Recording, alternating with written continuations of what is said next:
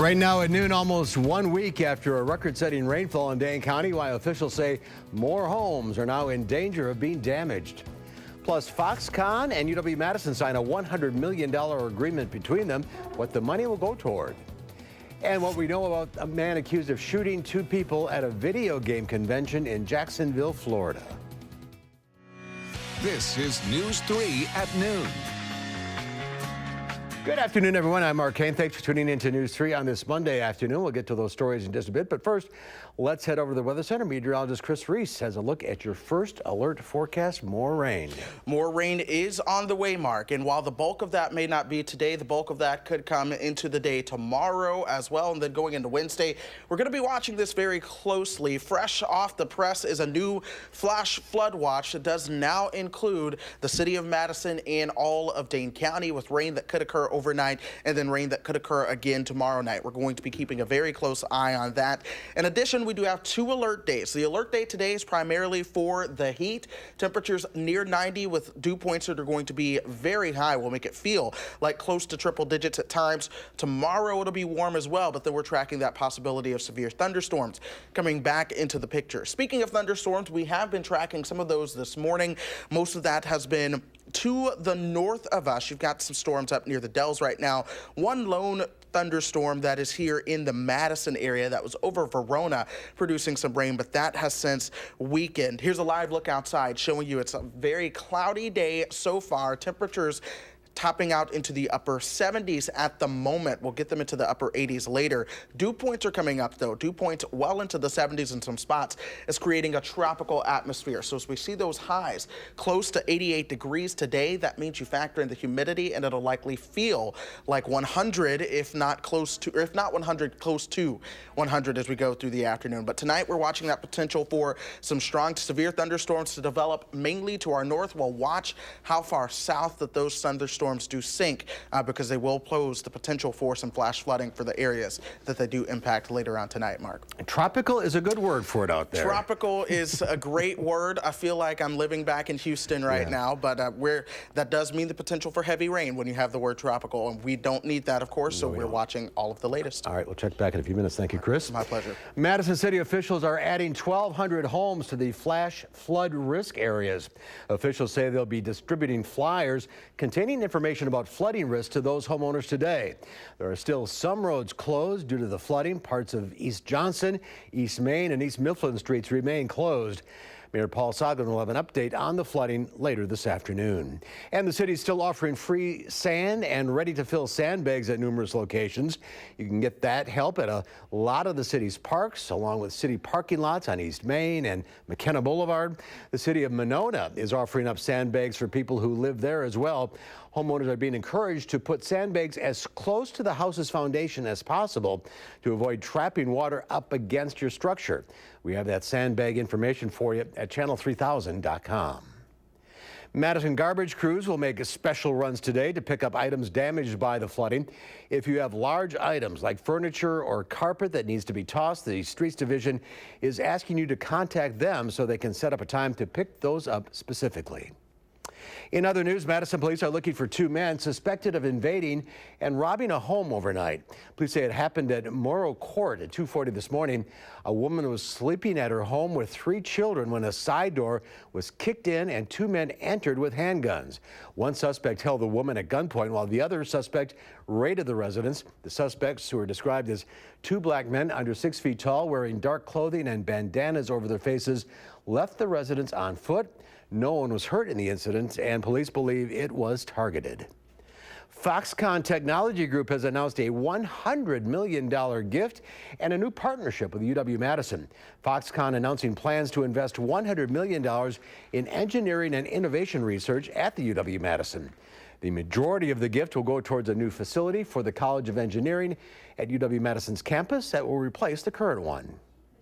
We're going to sign another agreement that will accelerate the partnership with engineering to work on interdisciplinary research aimed at solving some fundamental and applied science problems in multiple fields of engineering and physical science. But that's just the beginning. We want to work together on research related to robotics, autonomous vehicles, medical imaging, even exploring new cancer treatments using ginseng. With Foxconn's gift, UW-Madison plans to raise an additional $100 million as part of a $200 million sub-campaign. FBI agents searched a townhome in Baltimore's Inner Harbor looking for clues about the shooting suspect who opened fire at a video gaming competition in Florida yesterday. Police say he killed 2 people before turning the gun on himself. The suspected shooter was identified as David Katz, a one-time Madden tournament champion. He lost in yesterday's tournament. Tony Montaneo also competed in yesterday's tournament. The father of 2 was shot in his lower back and leg. All I can think about is getting my phone so I can text, my family. That's the most helpless feeling in the world. EA Sports, the makers of the Madden video game series, expressed condolences and called the shooting a senseless act of violence that we strongly condemn. The NFL also said it is shocked and deeply saddened. All 9 of the wounded are in stable condition. And funeral plans are taking shape for Senator John McCain, who died over the weekend from brain cancer. The 81-year-old served his country both in Congress and at war. He will lie in state in Arizona this week, the place where he lived and he died. Flags remain at half-staff over the U.S. Capitol, and tributes are pouring in from around the world. McCain served his country for more than 6 decades as a Navy pilot, a prisoner of war, and a longtime senator. Later this week, his colleagues in Congress will honor him when he lies in state at the U.S. Capitol. A private funeral will take place over the weekend in Annapolis at the Naval Academy Chapel. There's more to come on News 3 at noon. Up next, we'll see what Howard's working on in the Mr. Food Test Kitchen. Today, I'm making a deli salad with a vegetable that caught my eye in the produce section, the cucumber. Come on, join us. I'll show you what we did with it.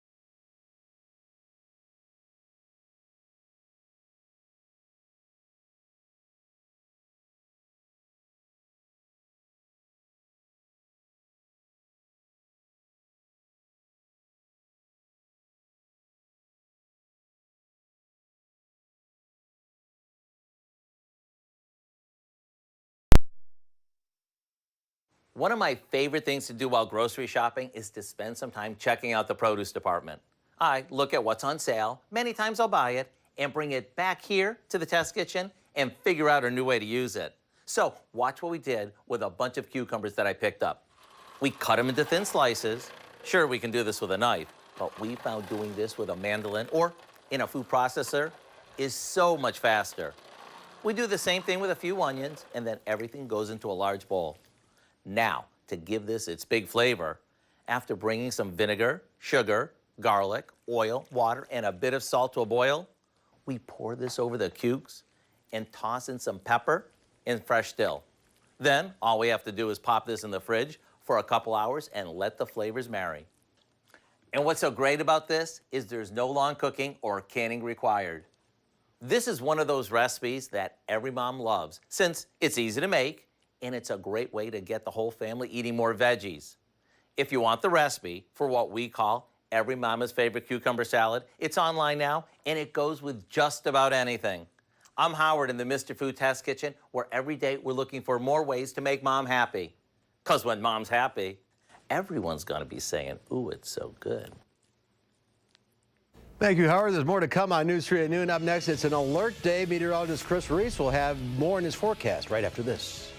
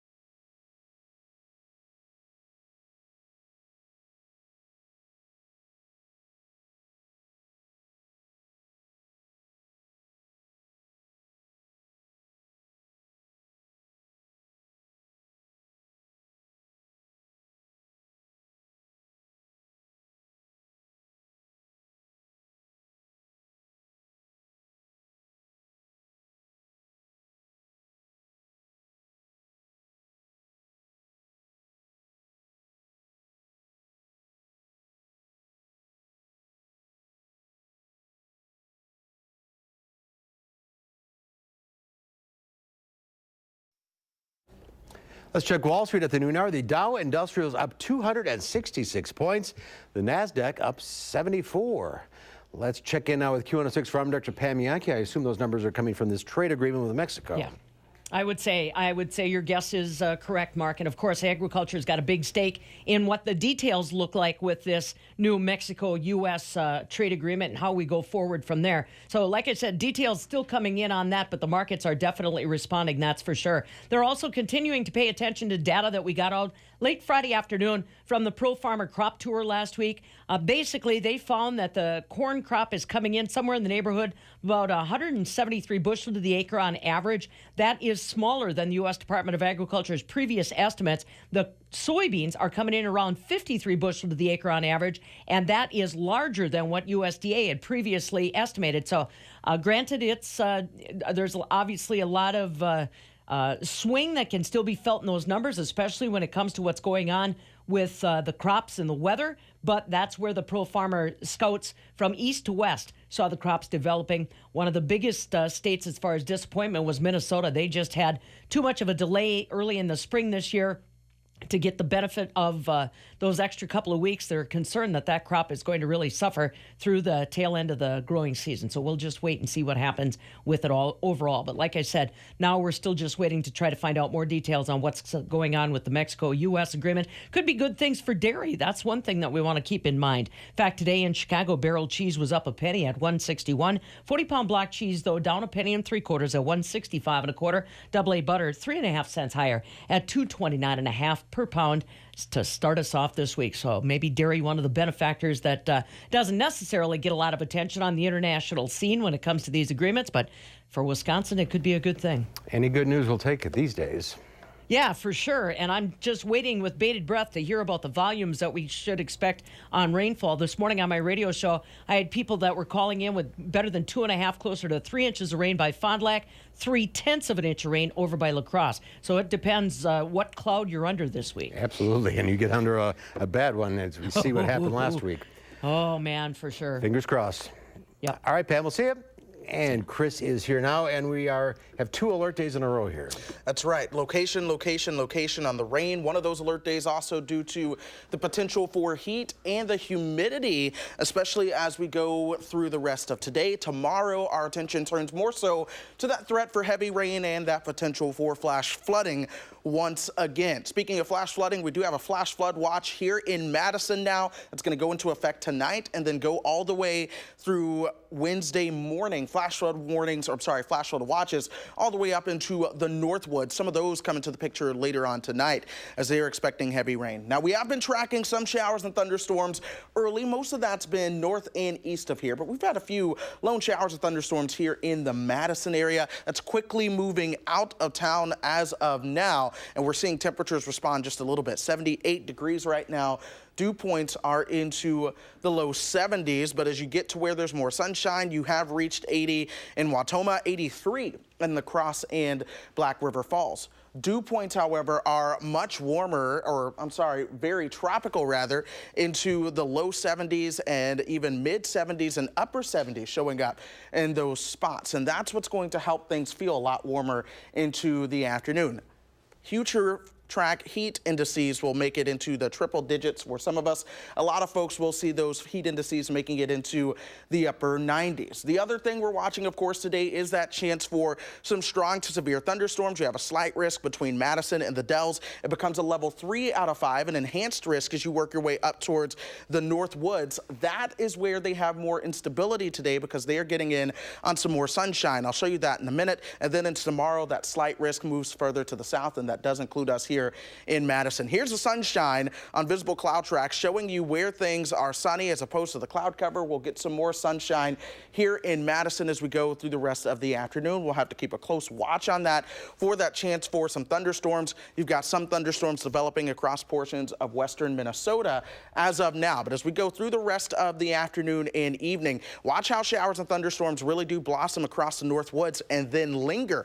We call this back building. So we're going to really watch central Wisconsin for that potential of some flash flooding tonight before that works its way on to the south and east. Most of that tonight should stay to our north, but we're going to keep a very close eye on tomorrow because that's when we'll have the chance for strong to severe thunderstorms moving through and again bringing that potential for some strong to severe thunderstorms along with the flash flood threat once again. So we're going to be tracking the models and all of the radar trends as we go through coming days in terms of how much rain we could see. Of course, we are very saturated out there. 88 degrees the high this afternoon, feeling like upwards of 98 to 100 degrees at times. We'll keep an alert day in for Tuesday as well as we watch more showers and thunderstorms.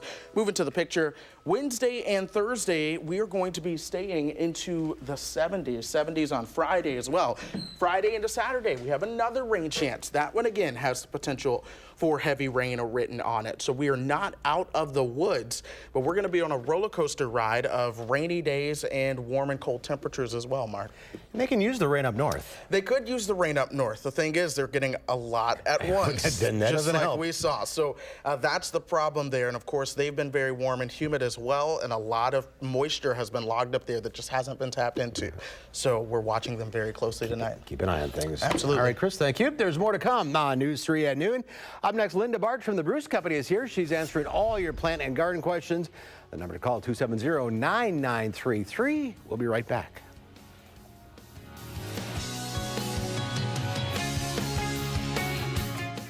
News 3.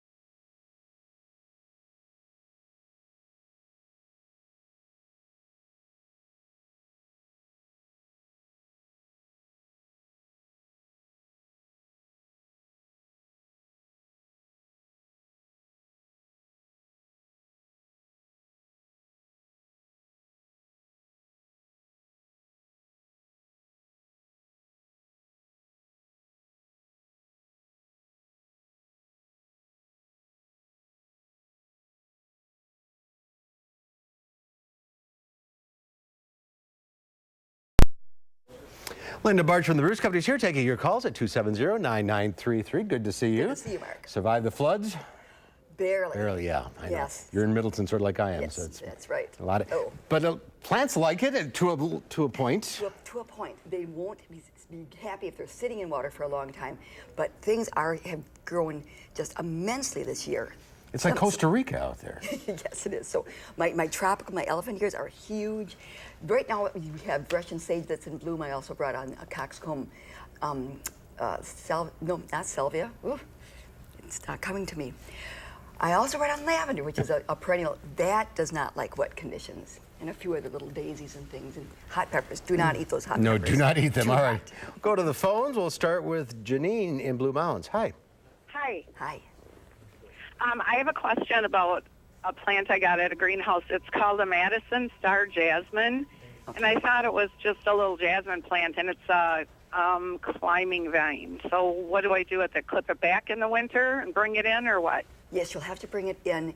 I would suggest clipping it back because otherwise you're going to have a lot of leaf drop. But jasmine can be overwintered. Watch out for spider mites. If you start to see speckling on the leaves, be prepared to spray that at very first signs because they are sensitive to that. But otherwise, I've had mine for 6 years now. Just bring them in. Bring them inside. All right, Dale in Janesville. Hi, Dale. What's your question? Hi, thanks for listening. I have a maple tree approximately 9 feet tall and 3-inch base. Got black spots all over the leaves. Got a remedy?